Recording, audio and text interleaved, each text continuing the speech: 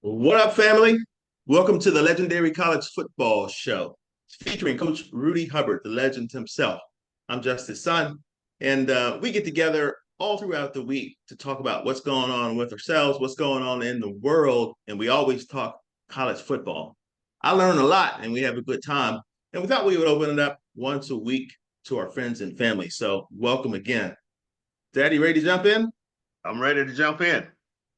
Let's do it. Let's do it. I think we should start off this show by congratulating the Rattler family, the FAMU family, and congratulate Coach Colzie, Coach Colzie, James Colzie, I believe. We have a new coach. So happy to see him come along. What are your thoughts? Well, my thoughts are I'm happy too, and I want to certainly congratulate Coach Colzie. I'm happy because we needed to get this done as soon as we possibly could, because recruiting is going on still. And, a lot of these players need to know what they're going to do, if they're going to stick with us or if they're going to have to get out of town. But now that we've got it done, I think most of the players seem to be in sync with what we've done. I mean, everybody seemed to want Coach Colzie. Now that he's hired, I'm hoping that the players are going to stick around. The coaches who wanted to stick around will stick around. We needed to get this done, and I'm glad to see it happen. Nice, nice, excellent. Now, I hadn't met Coach Colzie personally. I did some research into his background to understand that he seems to be more defensive minded coach, maybe more defensive back. I think he's had some head coaching experience. Am I describing him right in terms of his background? Well, I've met him briefly when I was talking with Coach Simmons. I know Coach Colzie through his uncle. Way back in the day, man. It's been over 40 years now. I was really close with his uncle while I was assistant coach at Ohio State. Neil Colzie was a defensive back from Miami. We recruited him up to Ohio State, and man, he was a great player. Went to the Oakland Raiders, was a great player, punt returner, and that was James's uncle. From what I understand, Billy Roll is who was telling me all of this about his background. Seems to be an awesome guy.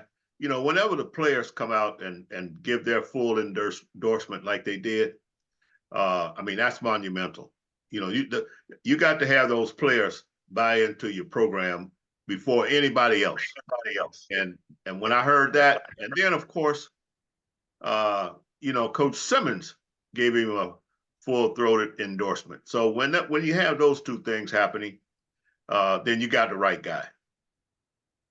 Fabulous, fabulous. Well, it sounds like from a relationship management standpoint, he's doing some good things. People like him. They want to play for him and work with him.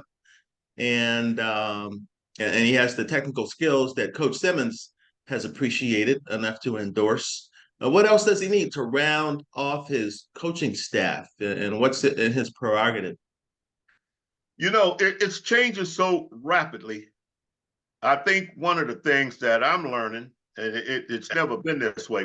Back in the day when I first started and all through my coaching days, if you could really coach your tail off, that is, you had to get down there and talk some fundamentals and get the guys to buy into your program.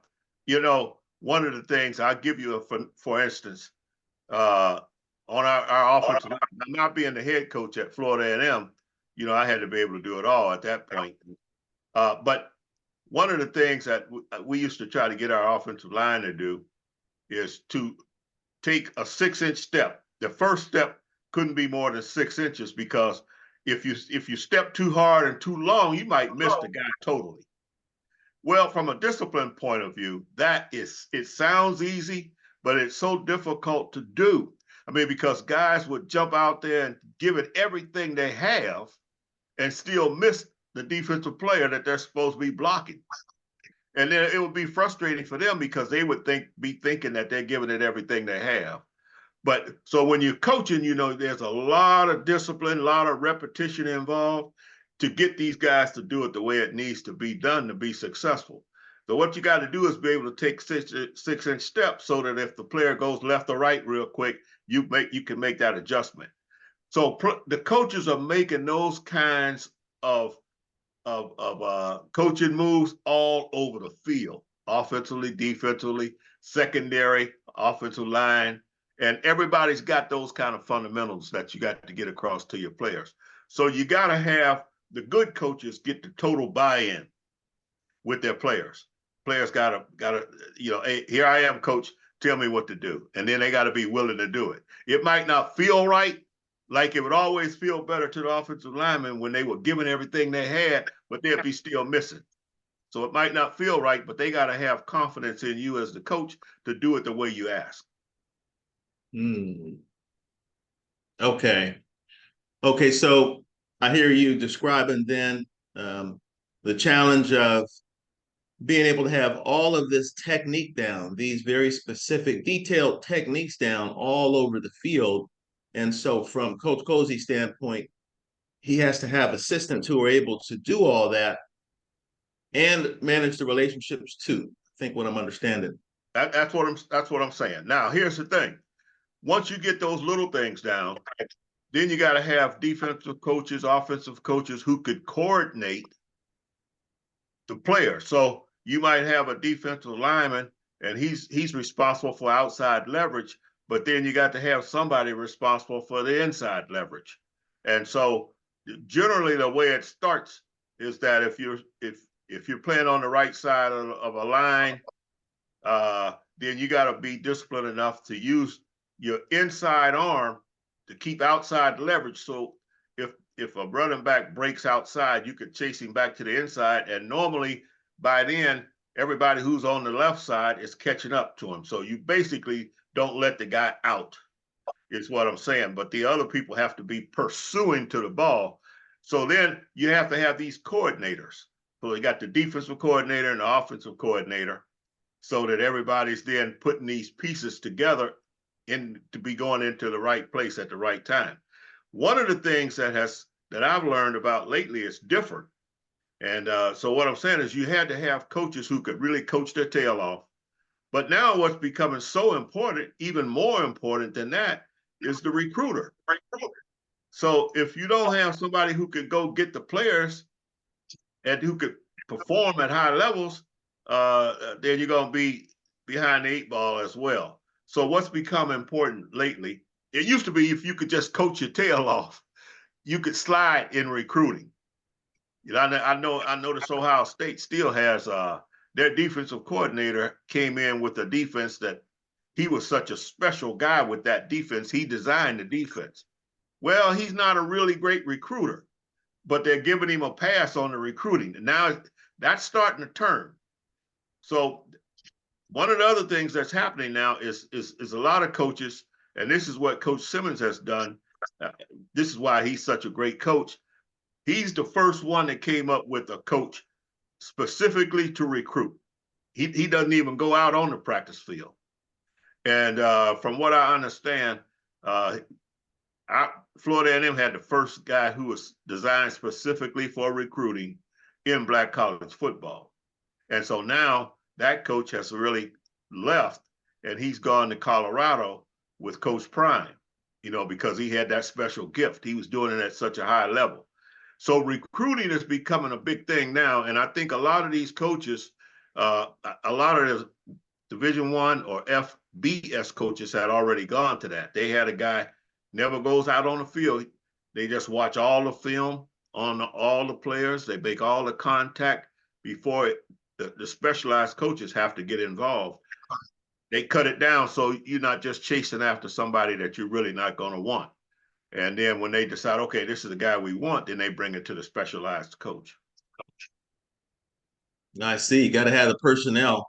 And what I hear you describing is, I think it's this complementary football when you were describing the technique of the offensive linemen, how somebody goes and has to take care of outside, somebody has to take care of inside, and everybody trusting, doing their job and trusting their partners, playing complementary football. That's a term that I've started to hear more and more, I think, over the past handful of years or year, even more so. Is it the same sort of concept? No doubt. No. What's happened now is that, and see, again, it comes down to discipline. So, say if I have you playing on the right side of the defensive line, and and and and you're right-handed, well, I'm gonna ask you to use your left hand to make contact so you can keep your outside arm free. You have to be able to keep the outside arm free so you can get it loose and chase the ball back to the inside. Okay, you don't want that ball to get outside, because if it does, it's going to be a long game.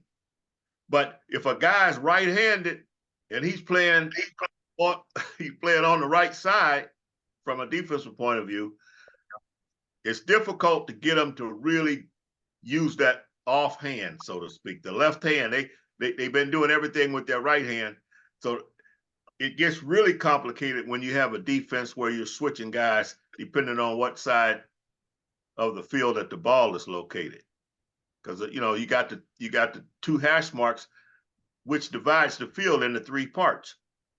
And so depending on where the ball is located, then that dictates what side these guys, in some defenses now, that used to be where it was with my defense. If a guy had to play on the right side, then he had to learn how to use his left hand and keep his outside arm free. If he couldn't do that, then he's going to get us in trouble. It's just a matter of time before one of these great running backs get out there and break loose. And then he had to be thinking.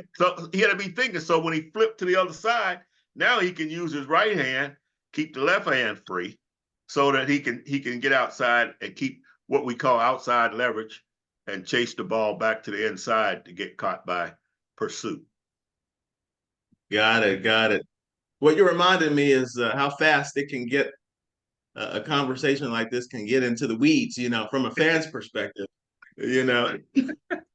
how technical it is. I mean, I don't have. Yeah.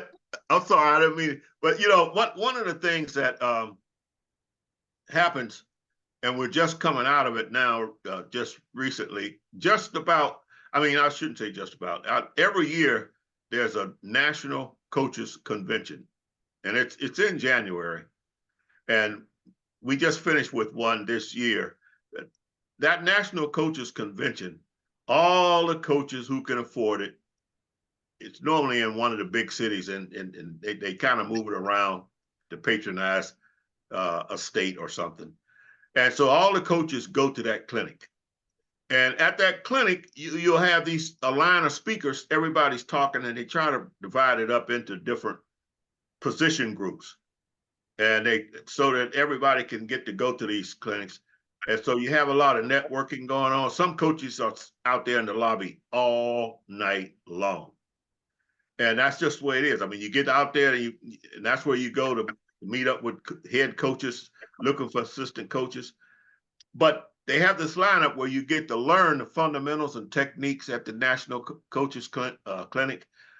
And then a lot of times after that national, then a lot of the large universities will have their individual clinics, and they'll invite some of the high school coaches to the individual clinics, and that's when they do their individualized recruiting.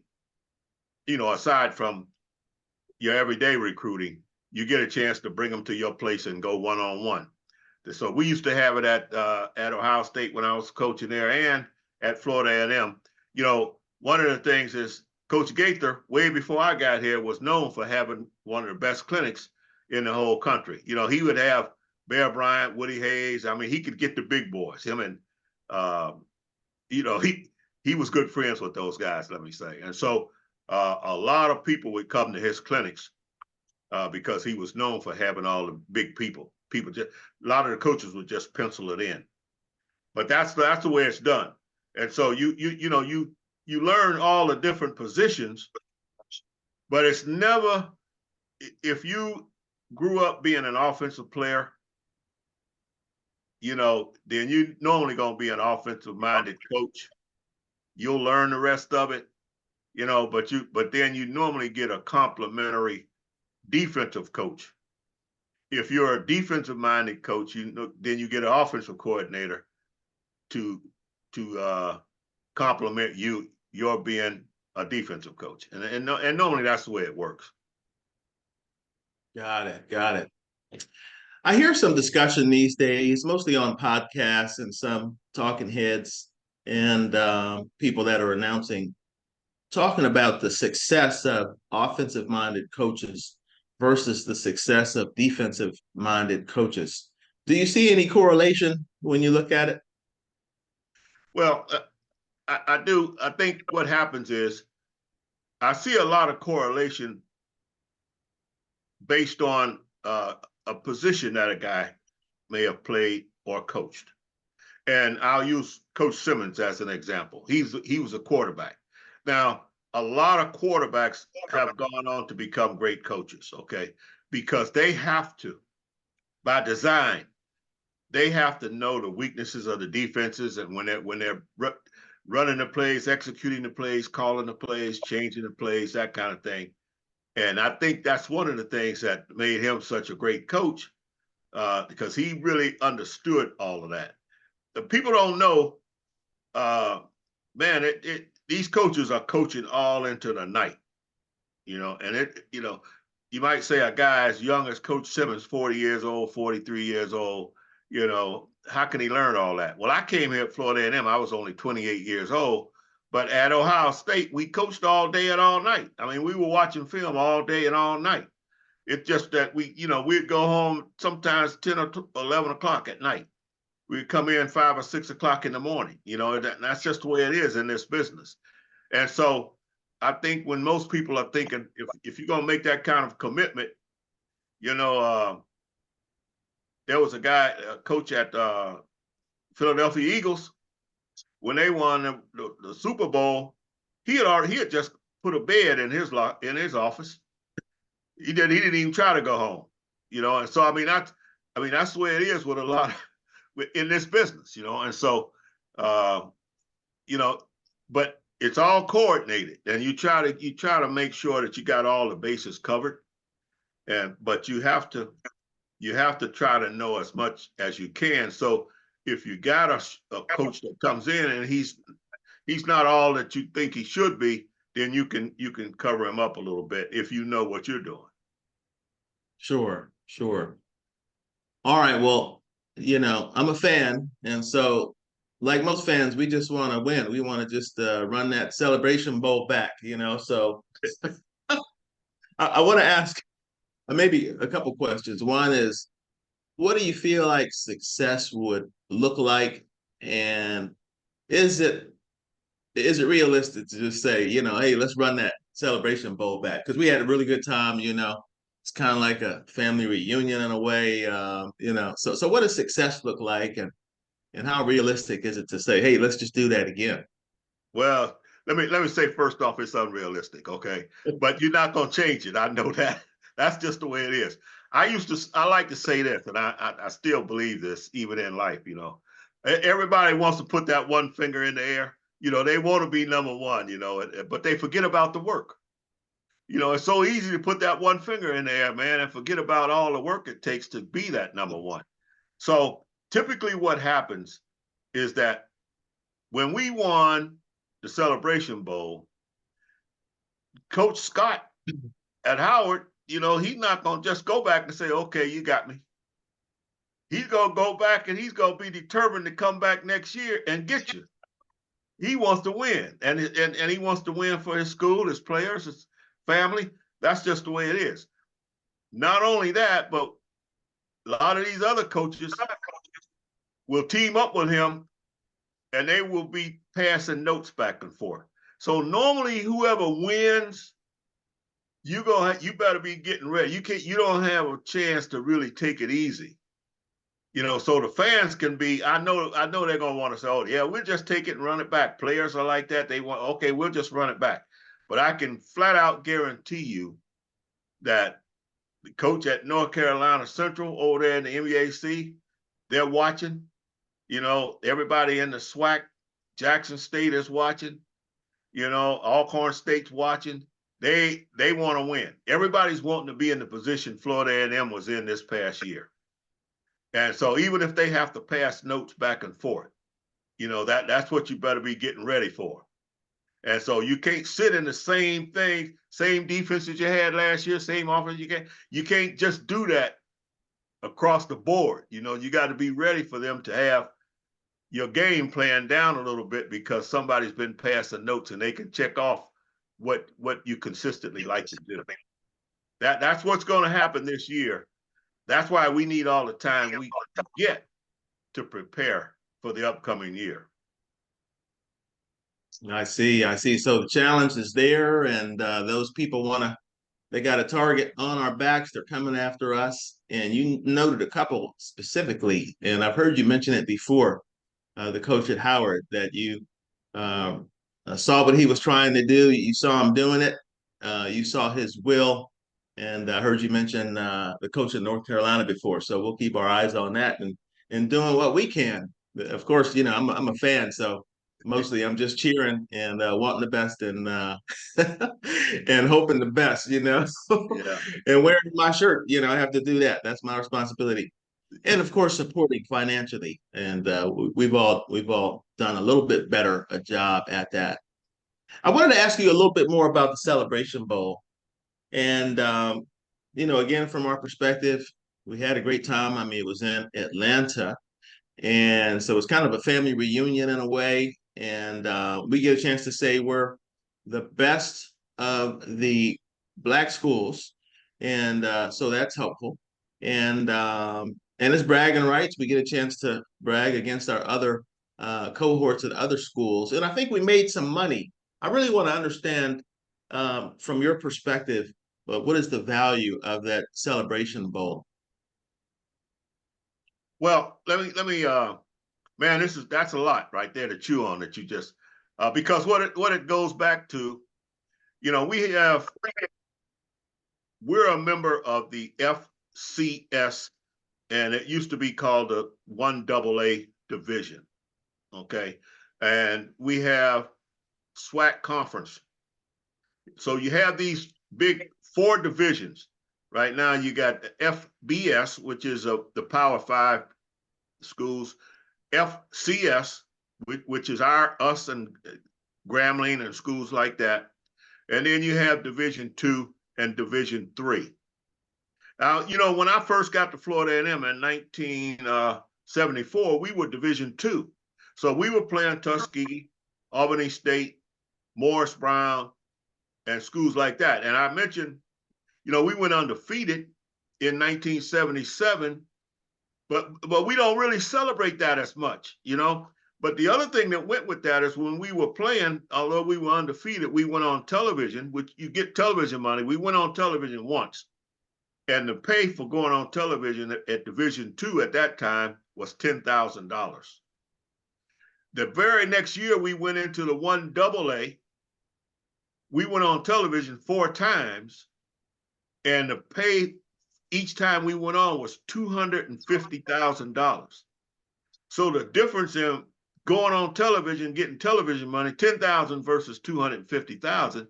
I mean, which division do you want to be in? And Exactly. so, yeah, and so 1AA became the thing. Now, with the Celebration Bowl, specifically what you ask about there is that I just think that the conference leaders, the MEAC conference, see, because we're in FCS, but then it's the MEAC that's in there, it's the conference that's in there, and it's also the SWAC. So the conference is a part of the FCS. So that gives us the opportunity to say, okay, we're HBCU champs or Black national champs because, you know, we're the only ones in there. Now, we got like 12 schools in the SWAC, and I think it's 6 schools in the MEAC. And so right now, that's just the way it is. Now, we do have Division 2. We still got Benedict, and we got, you know, Lane College and some schools like that in Division 2. Benedict just went undefeated. So, but the Celebration Bowl gave us an opportunity to go on television and get the exposure from that. I think they had a take for each school that was somewhere around $1 million. I could be wrong on the amount, but it was a lot of money that we could not get if we were to play in the FCS championship game. We just couldn't have made that kind of money. So I think the conference administrators were very, very smart and wise the way they put that Celebration Bowl together. Gave us an opportunity to be called national champs. That made it final. That gave us something to shoot for. And, at one time, our players and our coaches were saying, leave no doubt. That was our motto going into the year. And because they knew if they won the SWAC and then they went on and played the representative from the MEAC, then they could declare themselves the champions. And so that's what they wanted to do. It made it definite by establishing that out front. It made it definite, and that's what we did. And so that I think that's big. It gives our fan base something to cheer for, and we know we can win it. We know what we have, and so as soon as we won it, man, it was a great feeling for everybody involved with Florida A&M University, and it is a good feeling, and that's why everybody else is going to be trying to get it. We certainly want to run it back, and I think we're loaded. If we can keep our players in town, we'll know starting today. If we can keep everybody as a part of our team, we got a chance, because I think we had a lot of the guys that made all SWAC coming back. And so, but it is a great feeling when this is what I'm shooting for, and let's go and we practice for it, and then let's go get it. Let's go win it. Nice. I appreciate that. Now I want to get your take from the head coach's position there at FAMU, because you've been in that. And then I've never been in that. I've been a pure fan all my life, really. And so I want to know how I can be a more effective fan, how I can be better fan. I mean, I'm going to be there emotionally. But what else can I do? What else, from a coach's standpoint, would you ask of fans to be in the game with you? It's a difficult ask, to be honest with you, for a lot of times. But what it got right down to is we were challenged. Oh man, it got difficult there during this coach's search. It got to a point where, of course, we had to ask for money. We had to ask for financial support. And it appeared that we might have an opportunity to keep Coach Simmons around as our head coach. And so, then that's what we had to do. And we did it. And I was really impressed with the way that our fan base and our National Alumni Association came up with the money in short order, to keep Coach Simmons. Everybody realized how important it was. Well, to me, if you can build that into your program so that you don't have to scramble at the end of the year, if it happens, if you have the success you want to have, then you can have the money. And so schools like Ohio State, Alabama, some of these schools like that, man, they've been having the kind of success for years. One of the things that you try to do is have sellout crowds. And so if you can have sellout crowds, you can know that you got what kind of money you got in the bank, because most of the time people have to get their tickets early if you have sellout crowds. Get the tickets early, that's money in the bank, whether it rains or snows or whatever happens. And so that's one of the things I used to push, is trying to get sellout crowds and trying to get people to buy their tickets early. Preseason ticket sales, whatever kind of financial support you can get in terms of, your alumni base. A lot of the coaches, and I know Coach Simmons did this leading up to the year, each year, he goes around in different parts of the state. He talks to all of the alumni, breaks it up, and he goes and he talks to them about financial support. And most of the time, he's got people established. I know the athletic director helps with that as well, because they asked me to go on a couple of those with them. And they're trying to raise money is what they're doing. So that's what a lot of it comes down to. But man, there's nothing like having a program where you could have sellout tickets. And so that was what I was always driving for. I was trying to get that here at Florida A&M, and that'll never hurt if we can ever get to that point where we're selling out every year for every game. We have it for homecoming. So if we can have 2 or 3 games where we sell out, we tie those into our season ticket sales. I think then you're establishing the kind of program where you can get into surplus money. You can get into black and then be able to sustain any kind of problem you might have, like a coach wanting to leave. You can then come up with some money where you don't have to put your hand out. Nice, nice. So preseason ticket. I've never done that myself, actually. I decide if I'm going to go to a game and then buy a ticket then. But as a supporter, as somebody who wants to see us do well, I think what I'll do and what I hear you saying is get be a person that gets all of the tickets preseason, all of them. Interesting. Okay. Money in the bank. That's money in the bank for the department. Because now Okay. you can't predict what's going to happen. You don't know if it's going to rain. You don't know if people are going to just decide not to show up. But if you already got the season tickets sold, it doesn't matter. It's money in the bank. Most of us in a lot of our especially black colleges, we're not really spending money that's in the bank. We kind of predict what we're going to make on each game. We actually hadn't made the money yet. We're going to predict what we're going to make, and then we deal based on on prediction.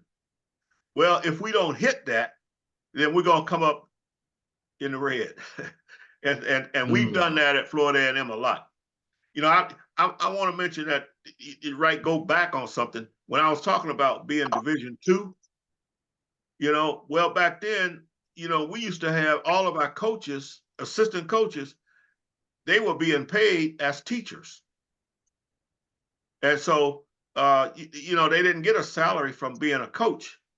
And so when you got them being paid as teachers, what happens when it's time for them to go out on the road and recruit, but they got classes to teach? And, I had coaches who were teaching classes at the same time, coaching other sports. Right. And still having to recruit. Wow. So when I wanted to make the change after we won the national championship, I wanted to change and just have flat out coaches, football coaches. Boy, I caught so much flack because people didn't understand it. They thought I was just trying to get rid of coaches. And then really what I was trying to do was to have guys who could be dedicated to the sport. And most of the time, that's what the coaches want. So now we have that, and nobody complains about it. But at one time, people just didn't understand what we were doing, and it was a problem for them. They thought I had something against the coach. Most of these coaches have, they came from a certain place in the state, and they have people who back them. More so than the school. They backing the coach, and so we didn't have that good understanding. I felt when I came here at Florida A&M. I think now we do. We've come a long ways, and it's good to see. Yeah. I appreciate that idea about being a preseason ticket holder, and I'm going to do that. And it reminds me what you're saying about our support, or sometimes when we fall short of supporting our institutions that have been there for us down through the years. I mean, down through the generations. Um, our advocacy groups like Urban League and NAACP, our churches, our communities, so in some cases, our families, just being there and saying we're going to be there, rain or shine, as a season ticket holder. I think that's something that I'm going to definitely promote and go when I can. But, when I cannot go, I'll still feel supportive. Anything else you can think of that you would ask for as a fan? So we're not just reacting to crises all the time.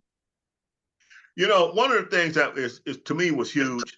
Deion Sanders made mention of this when he was about to leave or go to Colorado. People didn't really understand, I don't think, but he used to talk about, why would we take our program to one of these large stadiums that you're gonna never fill, and people can look up there and see all the vacant seats.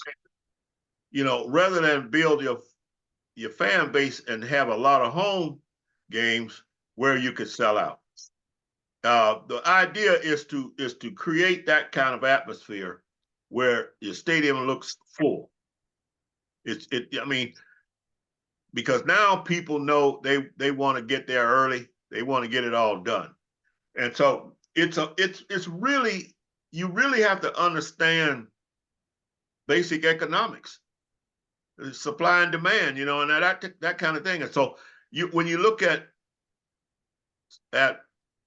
our situation where we got used to just traveling all around the state of Florida and sometimes even up in Atlanta. I'm not talking about Celebration Bowl, but game like that. But I'm just saying by choice, we just would choose to do these things rather than have home games and fill it up and sell it out where you don't have to spend a lot of money going on the road. You know, like when my 1 year we went undefeated, we came back, we did a 5-year contract with Bethune-Cookman to take our games to Tampa. And then we split 50-50. We were undefeated Black national champs. And to me, that made no sense. Because we spent a lot of money just going there, taking the band, taking everybody there. But rather than just do home and home, and what I wanted to do was have some of the schools that come to Florida A&M all the time, and we needed to quit going to those small schools, the places where they couldn't pay us for coming, you know. And so I wanted to be able to do that every year where we could really begin to make the kind of money. But I was kind of outvoted a lot of times, but I think it was just a mere lack of understanding. You know, guys didn't understand, and I was coming from a place where I saw that being done, and I had learned the language, how to make it happen. So we're getting there, but we're still not. And we got a long way to go. We just don't have, and I would say, you know, one of the other things I learned that when I left, I went to Southern to see what they were doing. It's the same thing that we're doing. So most of us, we have the same fundamentals and techniques on how we run our businesses at our football program. And everything else depends on your football program. So we're going to get there. I'm convinced. But that's the way it's done when you look at the Alabamas and Texas and these schools like that, man. They got it going on. They're building these football programs and they're running it back. And the more they run it back, and television money and all that, and understanding all of that stuff, making it happen, and that's when you can really get out here and have the kind of money you need to be talking about national champs on a regular basis.